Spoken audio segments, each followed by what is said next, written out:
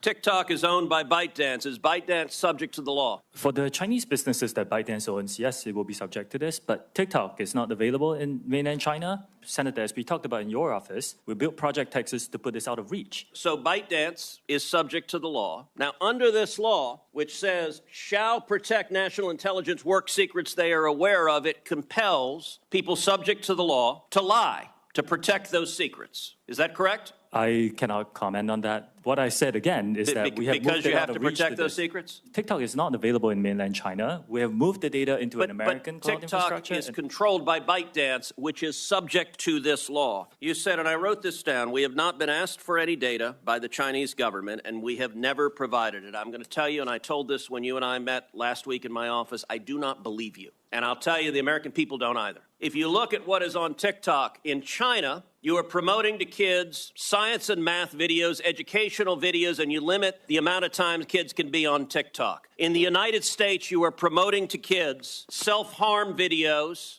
and anti-Israel propaganda. Why is there such a dramatic difference? That is just not accurate. There's not a difference between what kids see in China and what kids see here? TikTok is not available in China. It's a separate experience there. What I'm saying is... But you have a company that is essentially the same, except it promotes beneficial materials instead of harmful materials. That is not true. We have a lot of science and math content here on TikTok. There's so much of it. I created a STEM feed for... Okay, let me point to this, Mr. Chu. There was a report recently that compared hashtags on Instagram to hashtags on TikTok and what trended, and the differences were striking. For something like hashtag Taylor Swift, researchers found roughly 2 Instagram posts for every one on TikTok. That's not a dramatic difference. That difference jumps to 8-to-1 for the hashtag Uyghur. And it jumps to 30-to-1 for the hashtag Tibet. And it jumps to 57-to-1 to the hashtag Tiananmen Square. And it jumps to 174-to-1 for the hashtag Hong Kong protest. Why is it? What censorship is TikTok doing at request of the Chinese government? None. The analysis is flawed. It's been debunked by other external sources like the Cato Institute. Fundamentally, a few things happen here. Not all videos carry hashtags. That's the first thing. The second thing is that you cannot selectively choose a few words within a certain time period. Why the difference between Taylor Swift and Tiananmen Square? What happened in Tiananmen Square? There was a massive protest during that time. But what I'm trying to say is our users can freely come and post this content. Why would there be no difference on Taylor Swift, or a minimal difference, and a massive difference on Tiananmen Square or Hong Kong? Algorithm does not suppress any content simply based on this. You answer that question. Why is there a difference? Like I said, I think this analysis is flawed. You're selectively choosing some words over some periods. We haven't been around as long as other apps. There is an obvious difference. 174-to-1 for Hong Kong compared to Taylor Swift is dramatic.